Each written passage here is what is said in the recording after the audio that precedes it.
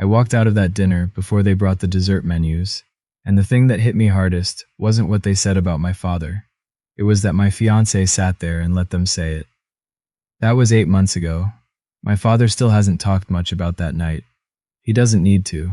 He said what he needed to say in the parking lot, and those words have been living in my chest ever since. I should back up. My name is James, and I'm 41 years old. I grew up in Sudbury, Ontario. Not the polished part of Sudbury that people romanticize when they talk about Northern Ontario, but the East End, where the houses were small, and the driveways had pickup trucks in them, and nobody cared much about what anybody else thought. My father, Reg, worked in the mines for 32 years. He started underground and finished above ground in maintenance supervision, but he always said the underground years were the ones that made him. He had hands like boot leather and a way of being quiet that I didn't understand until I was much older. He wasn't cold, he was just economical. He didn't waste words any more than he wasted money. My mother passed when I was 19. Cancer, quick and unfair. My father didn't collapse like I thought he would. He kept going. He made sure I finished my last year of college, drove 6 hours to Guelph for my convocation, shook my hand, and then drove back the same night because he had an early shift. That was Reg. You knew he was proud of you, not because he said it loud, but because he showed up. I moved to Toronto after college. Supply chain logistics, which sounds dry because it is, but I was good at it. Over the years I built a career, moved up, eventually started my own consulting firm out of a little office in Liberty Village. Nothing glamorous. We optimized distribution networks for mid-sized manufacturers. My clients were in Hamilton, Barrie, Windsor, a few in the States. I drove a used Tacoma and kept my office lease modest and reinvested almost everything. By the time I was 38, I was doing well, genuinely well. But you wouldn't have known it to look at me. I liked it that way. It's how I was raised. I met Nathalie at a friend's birthday dinner in the annex. She was a corporate lawyer, smart and sharp and funny in a way that surprised you. We talked for 3 hours that night, and I drove her home, and we made plans for the following weekend before she even got out of the car. I was 40 when we got engaged. She was 37. We'd been together 2 years, and I thought I knew her. What I knew was the version of her that existed outside family. Her parents lived in Forest Hill. Her father, Gerald, and I always called him Gerald because that's what Nathalie called him. Never Dad, which I noted but didn't make much of at the time, had made his money in commercial real estate. Her mother ran the household and, from what I could see, also ran Gerald. Her name was Patrice. She was the kind of woman who noticed what other people were wearing before she noticed what they were saying. She had opinions about everything and delivered them as though they were facts. She'd met my father twice before the dinner, once at a casual brunch in the fall, once at our engagement party, and both times she'd been polite enough that I'd told myself the stories I'd heard about her were exaggerated. They weren't. The dinner happened in February. Nathalie and I had been planning a late May wedding, smallish, around 80 guests, at a venue in Prince Edward County that we both loved. The February dinner was meant to be a planning dinner. Logistics. Who's sitting where, what the evening looks like. Patrice had opinions, naturally, and she and Nathalie had been going back and forth for weeks about seating and the rehearsal dinner and whether there would be a receiving line. My father drove down from Sudbury for it, 6 hours each way, just like he always did. He showed up in his good clothes, a navy blazer he'd had since at least 2009, dark slacks, a shirt Nathalie's cousin told me. Later was the wrong kind of collar. He brought a bottle of Riesling from a winery near Collingwood, because I'd mentioned once that Patrice liked Riesling. He shook Gerald's hand firmly and said, "Good to see you again," and meant it. Gerald barely looked at him. We sat down. The table was set in a way that I couldn't decide was intentional or not. Gerald and Patrice at the ends, Nathalie and her brother across from me. My father beside me, angled slightly toward the wall. The wine my father brought sat on the sideboard and never made it to the table. Patrice opened a bottle of French Burgundy and said something about how it paired better with the menu. My father didn't say anything. I watched him, and he just set his napkin on his lap and looked at the menu. It was a catered dinner in their house. That's a normal thing in that world, apparently. A woman came in and plated the food and left and came back.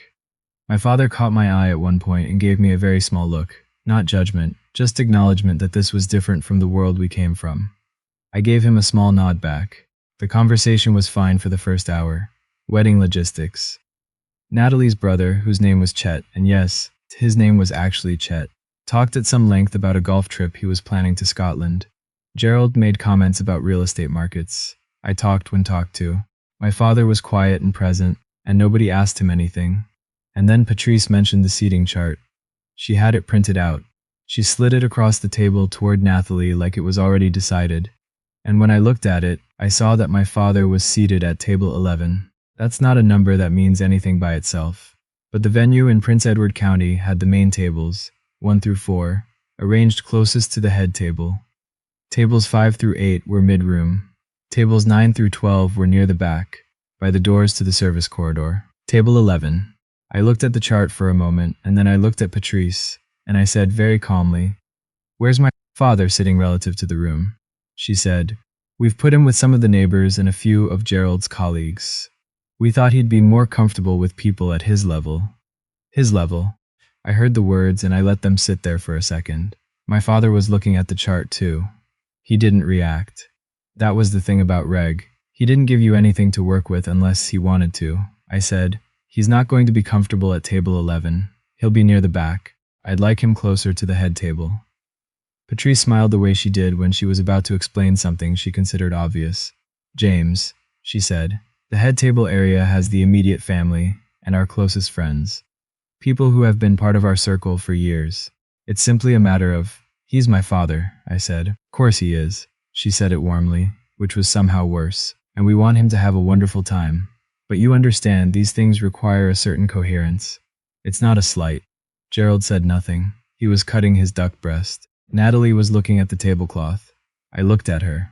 Not in accusation. I genuinely wanted her to say something, anything. She picked up her wine glass and didn't look back at me. I didn't say anything more right then. I folded the seating chart and put it beside my plate and decided I'd deal with it later. I told myself there was a version of this that resolved reasonably. People have seating arguments about weddings all the time. We'd work it out. Then Gerald set down his fork. He'd finished his duck. He picked up his wine. He said to no one in particular, but in a voice everyone at the table could hear, "The thing about this kind of occasion is that you want the energy to be right. You don't want to have to explain your guests to your guests, if you know what I mean." There was a pause, and then he looked, just briefly, at my father. Not at me. At Reg. He said, "No offense, Reg, but you understand, you're a bit of a rough fit for some of the people on our list." My father put his fork down, carefully. Gerald said, "It's not a criticism. We've all come from different places." He said the word different, the way you'd say lower.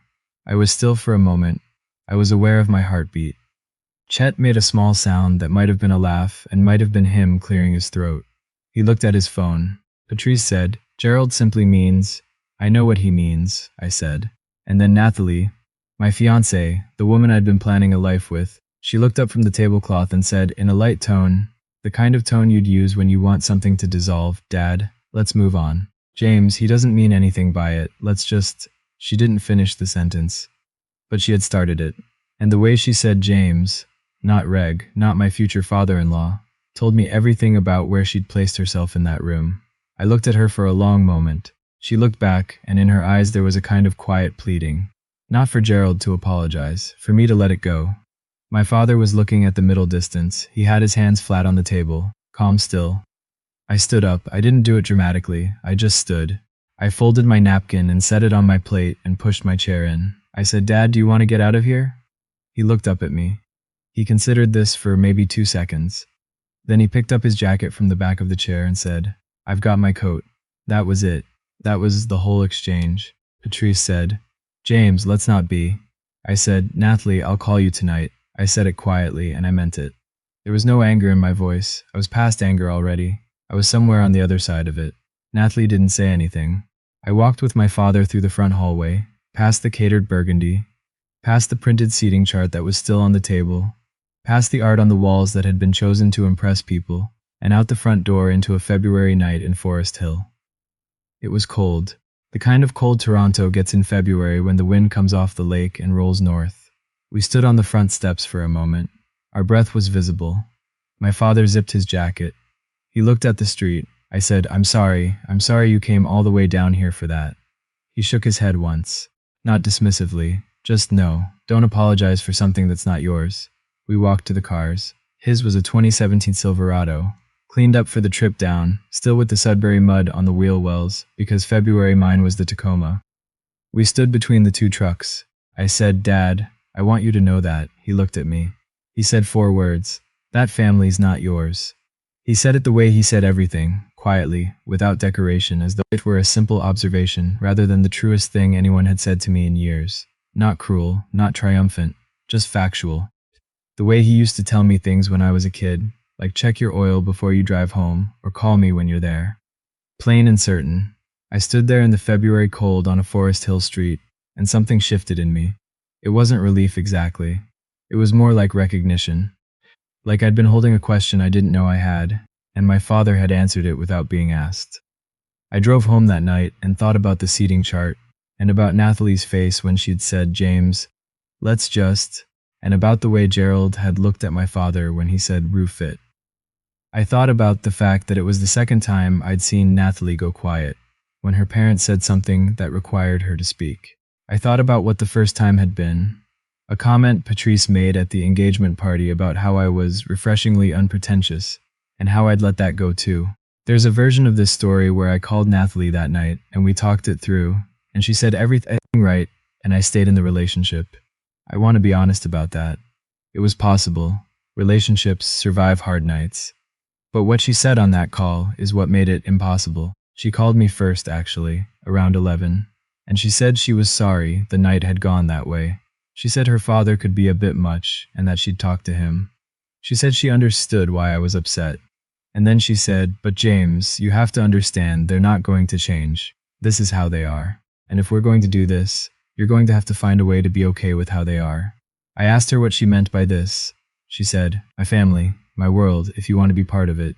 There it was, not our world, not my family and yours, her world, that she was inviting me to enter, on the condition that I develop a tolerance for my own father being seated at table 11.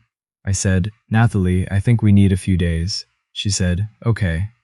And in those few days I knew. I called her on the Friday. I told her I didn't think we should get married. I told her it wasn't about the dinner, that the dinner was just the night I could see clearly what had always been true. I told her she was a good person, and I hoped she'd find someone who fit her world the way she needed. "I meant all of it," she cried. I cried a little too, later, alone in the apartment, because you don't spend 2 years with someone and feel nothing when it ends. But I didn't feel like I'd made the wrong call. I felt like someone who had been walking the wrong direction and finally checked the map. I called my father the next morning. I told him it was over. He was quiet for a moment, and then he said, "Okay." He asked if I was all right. I said I was. He said good, and I could hear the small exhale that meant he agreed with the decision and wasn't going to make a whole thing of it. Then he said, "Come up next weekend. I'll put ribs on." I drove up the following Saturday. We ate ribs at the table in the kitchen where I'd grown up and watched the Leafs game and talked about not very much. At one point I told him I respected how he'd handled himself that night at the dinner. He just shrugged and said the burgundy wasn't even that good. I laughed for the first time in a week. That was 8 months ago. I've been back in Sudbury 3 more times since. We went fishing in May up near Killarney. We drove out to the lake house he's had for 15 years. A place I'd somehow never spent enough time at. And I sat on the dock for an afternoon and thought about a lot of things. It was somewhere on that dock that I understood something my father had always known. He'd never needed anyone to recognize his value. He'd gone underground in the Sudbury Basin for 3 decades, and built a life he was satisfied with and raised a son on his own, and never once asked for a room closer to the head table. He had decided a long time ago what kind of man he was going to be, and then he'd just been that man, quietly, without announcement. What Gerald's family saw when they looked at him was the Blazer from 2009, and the pickup truck and the Collingwood Riesling that didn't make it to the table. What they saw was someone they could place in a category and seat near the service corridor. What I saw on that dock was a man who had more dignity in his work, roof-end hands than the entire Forest Hill dinner party had in its catered duck breast and French burgundy. I've thought about Nathalie a few times. Not with anger. She wasn't a villain. She was someone who had grown up in a specific world with specific values, and she'd chosen those values when it came down to it. I think she'd have made that choice again. I think she probably should have. We weren't built to last. I just couldn't see the architecture until that night. My father doesn't know the full extent of how he settled something in me that night on the steps. I've never tried to explain it to him because I don't think he'd want the explanation. He'd just say he told me what he thought, and I did what I thought was right, which is what he's always done.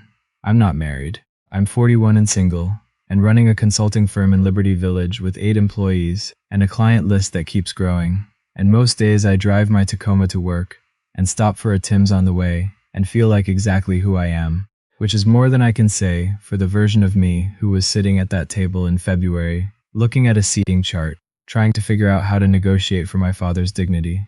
You don't negotiate for that. My father never did. He stood up from that table, got his coat, and walked out into the cold like a man who had always known exactly where he stood. Even when someone else had decided it was table 11. 4 words. That's all it took.